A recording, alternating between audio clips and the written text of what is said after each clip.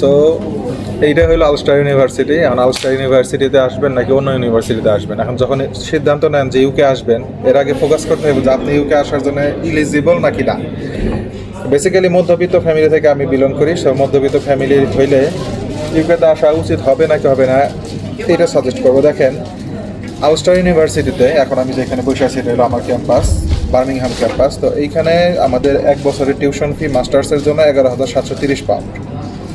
এই 11,730 পাউন্ড দিতে যায় 6,500 বাসা থেকে দিছি, 5,200 এখানে এসে দেওয়ার পরেও আমার 2,500 টাকার মতো আর কি 2,500 পাউন্ডের মতন ঋণ করতে হয়েছে এই 7 মাসে।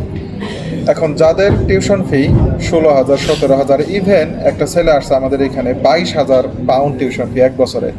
তো চিন্তা করেন যে এই 20 ঘন্টা কাজ করে ও কীভাবে এটা ম্যানেজ করতেছে। আমি ফুল টাইম জব করে 20 ঘন্টা কাজ করার পরেও আমার 2 থেকে 2,500 মতন পাউন্ড বাসা থেকে নিয়ে আসতে হয়েছে, আর অর্থ 22 আমার ডাবল। তাহলে ও কীভাবে সার্ভাইভ করবে?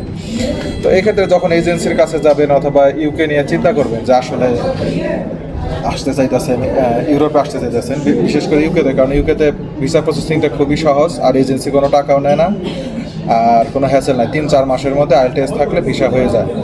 আলস্টার একটু ঝামেলা করে, কারণ আলস্টারের চাপটা বেশি, কারণ বেশিরভাগ স্টুডেন্ট আলস্টারে এই কম টিউশন ফি হওয়ার কারণে সবাই অ্যাপ্লাই করে আলস্টারে। তো যার কারণে দেখা গেছে যে এখানে ইন্টারভিউ হয়, ক্যাশ ইন্টারভিউ, উইকেও হয়। তো এগুলোতে প্রশ্নগুলো অনেক হার্ড করে।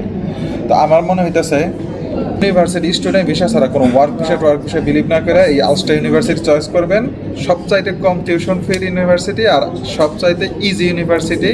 এখানে পড়াশোনা করলে কোনো পরীক্ষা টরীক্ষা নাই, আর জাস্ট অ্যাসাইনমেন্ট করবেন নিজের যোগ্যতা দিয়া, ইনশাল্লাহ বাকি সব ঠিক হয়ে যাবে। তো সর্বশেষ সাজেশন হলো, যখন আসবেন 18 থেকে 20 লাখ টাকা ক্যাশ নেবেন, প্লাস বাজেট হিসাবে ব্যাকআপ হিসাবে 7 থেকে 8 লাখ টাকার মতো ব্যাকআপ রাখবেন, যে 6-7 মাসের মধ্যে লাগতেও পারে, আর আপনি যদি ভালো একটা জব পান নাও লাগতে পারে।